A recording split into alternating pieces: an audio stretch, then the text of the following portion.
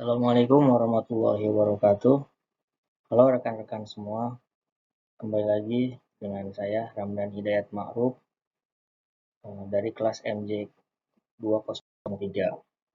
Baik, pada video kali ini saya akan mempresentasikan terkait ujian akhir semester, di mana untuk semester ini kita berada di semester genap tahun ajaran 2022 sampai 2023 dengan mata kuliah Ekonomi Makro dengan dosen Ibu Agnes Cynthia Eka Putriani.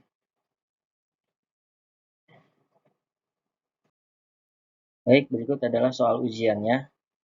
Mahasiswa mendeskripsikan dan membuat rangkuman infografis yang menarik dalam bentuk PowerPoint. Kemudian lakukan proses rekaman video dengan mengaktifkan kamera secara mandiri. Melanjutkan tugas terstruktur dan dari UTS lalu terkait data infografis perekonomian Indonesia per April 2021 di bawah ini, termasuk di dalamnya menjelaskan kondisi PDB 2021, nilai kurs April 2021, dan juga inflasi IHK 2021. Yang pertama, A. Jelaskan secara singkat siapakah pihak-pihak yang terlibat di dalam penentuan kebijakan ekonomi di Indonesia. Lalu yang B. Jelaskan bagaimana dampak penguatan atau pelemahan nilai kurs dan inflasi IHK dalam mempengaruhi PDB triwulan 1 2021. Lalu yang C. Bagaimana kondisi perekonomian makro Indonesia saat ini atau yang lalu ya di tahun 2021 di tengah pandemi COVID-19. Berikut adalah jawaban dan tanggapan tugas terstruktur summary infografis PDB triwulan 1 tahun 2021, kurs 2021, inflasi IHK 2021. Baik, sesuai dengan makalah yang dibuat pada UTS lalu, berikut adalah kata pengantarnya. Tiada kata yang mewakili perasaan saya saat ini, kecuali rasa syukur. Untuk itu, saya mengucapkan terima kasih banyak, puji syukur kepada Allah Subhanahu wa Ta'ala atas rahmatnya saya dapat menyusun makalah ini dengan baik. Meski mendapatkan kendala, tapi saya bisa melaluinya sehingga pembuatan makalah berjudul Summary Infografis PDB Triwulan 1 tahun 2021, kurs 2021, inflasi IHK 2021 ini dapat terselesaikan tepat waktu. Makasih. Makalah ini disusun untuk memenuhi tugas mata kuliah ekonomi makro. Selain itu, makalah ini disusun untuk menambah wawasan yang dimiliki penulis, dan penulis berharap pembuatan makalah ini dapat berguna atau bermanfaat bagi para pembaca di kehidupan sehari-hari. Saya menyadari bahwa makalah ini masih banyak kekurangan. Sebagai penulis, saya berharap pembaca bisa memberikan kritik agar tulisan selanjutnya jauh lebih baik. Di sisi lain, saya berharap pembaca menemukan pengetahuan baru dari pembuatan makalah ini. Walaupun tulisan ini tidak sepenuhnya bagus, saya berharap ada manfaat yang bisa diperoleh oleh pembaca. Dan demikian sepatah dua patah kata dari saya. Terima kasih. Selamat membaca. Bab 1 pendahuluan. 1.1 latar belakang. Makroekonomi adalah salah satu bagian dari ilmu ekonomi yang sangat menarik untuk dipelajari dan dianalisa.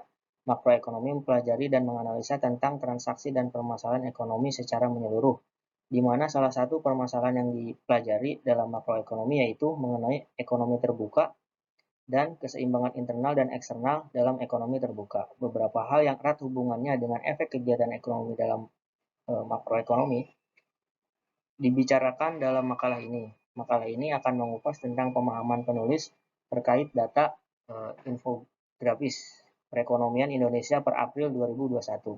Termasuk di dalamnya menjelaskan kondisi PDB 2021, nilai kurs April 2021, dan juga inflasi IHK 2021.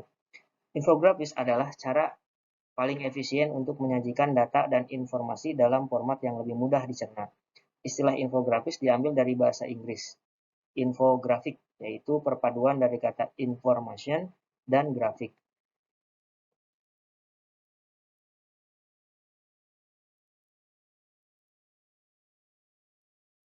Dilansir dari laman Wikipedia, pengertian dari produk domestik bruto (PDB) adalah jumlah atas suatu produk, barang, dan jasa yang mampu dihasilkan negara dalam kurun waktu tertentu. Fungsi dari produk domestik bruto adalah untuk mengukur perkembangan ekonomi pada suatu negara. Kurs adalah harga suatu mata uang dari suatu negara terhadap mata uang yang berasal dari negara lainnya. Kurs bisa dinilai atau dinyatakan dengan mata uang dari negara lain. Kurs juga adalah suatu perbandingan nilai. Maksudnya, saat ada pertukaran antara dua mata uang yang saling berbeda, maka di dalamnya akan menghasilkan perbandingan pada nilai atau harga dari mata uang itu. Kurs juga sering disebut dengan nilai tukar mata uang. Kurs memiliki peranan penting dalam hal transaksi, khususnya pada kegiatan ekspor dan impor. Kenapa? Karena kurs mampu menerjemahkan berbagai harga dengan mata uang yang berbeda dari negara-negara lain. Selain itu, kurs juga memiliki peranan yang penting di dalam pasar valuta asing, atau yang biasa disebut dengan forex. Di dalam pasar valuta asing ini, akan terjadi pertukaran mata uang dengan kurs yang sudah disetujui oleh berbagai pihak yang bersangkutan. 1.2 Rumusan masalah. Berdasarkan latar belakang masalah, maka dapat dirumuskan suatu pokok masalah yang kemudian disusun dalam bentuk pertanyaan sebagai berikut. 1. Siapakah pihak-pihak yang terlibat di dalam penentuan kebijakan ekonomi di Indonesia? 2. Bagaimana dampak penguatan atau pelemahan nilai kurs dan inflasi yang dapat mempengaruhi produk domestik bruto? 3. Bagaimana kondisi perekonomian makro Indonesia pada tahun 2021 di tengah pandemi COVID-19? 1.3 Tujuan. Adapun tujuan dalam pembuatan makalah ini adalah sebagai berikut. 1. Untuk mengetahui pihak-pihak yang terlibat dalam penentuan kebijakan ekonomi di Indonesia. 2. Mengetahui dampak penguatan atau pelemahan nilai kurs dan inflasi yang akan dapat mempengaruhi produk domestik bruto triwulan 1 2021. 3. Untuk mengetahui kondisi perekonomian makro Indonesia pada tahun 2021 di tengah pandemi COVID-19. Bab 2. Pembahasan. 1. Mendeskripsikan dan membuat rangkuman summary terkait data infografis perekonomian Indonesia per April 2021, termasuk di dalamnya menjelaskan kondisi PDB 2021, nilai kurs April 2021 dan juga inflasi IHK 2021. Sesuai dengan data infografis perekonomian Indonesia per April 2021, menurut pengertian yang dapat penulis pahami, A. Sisi pengeluaran, ekspor, tumbuh membaik ditopang oleh permintaan dari negara mitra dagang utama, khususnya Amerika dan Tiongkok. Import membaik didorong oleh perkembangan positif pada sektor eksternal dan perbaikan investasi. Konsumsi pemerintah sejalan dengan akselerasi realisasi stimulus fiskal dalam bentuk belanja barang, belanja modal, dan bantuan sosial. PMTB, pembentukan modal tetap bruto, investasi meningkat, tercermin dari kondisi yang semakin berkurang dari kontraksi triwulan sebelumnya. Konsumsi rumah tangga masih terbatas seiring pembatasan mobilitas masyarakat yang berlanjut di sejumlah wilayah. Sisi lapangan usaha. Kinerja sebagian besar lapangan usaha LU melanjutkan perbaikan dengan pertumbuhan tertinggi pada LU Informasi dan Komunikasi, LU Pengadaan Air, LU Jasa Kesehatan. Kedepan pertumbuhan ekonomi diperkirakan akan terus membaik sejalan dengan prospek pemulihan ekonomi global yang semakin kuat dan dorongan stimulus kebijakan yang berlanjut, implementasi vaksinasi dan disiplin dalam menerapkan protokol COVID-19. Tetap diperlukan untuk mendukung akselerasi perbaikan permintaan domestik. Bank Indonesia terus memperkuat koordinasi kebijakan dengan pemerintah dan Komite Stabilitas Sistem Keuangan, termasuk implementasi paket kebijakan terpadu KSSK untuk mendukung berlanjutnya pemulihan ekonomi nasional. Berikut adalah pertanyaan, jawaban, dan tanggapan. A. Jelaskan secara singkat siapakah pihak-pihak yang terlibat di dalam penentuan kebijakan ekonomi Indonesia.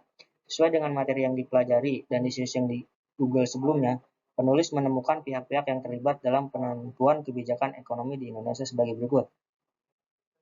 Pertama, pelaku ekonomi adalah pihak yang terlibat dalam kegiatan ekonomi, seperti produsen, distributor, dan konsumen.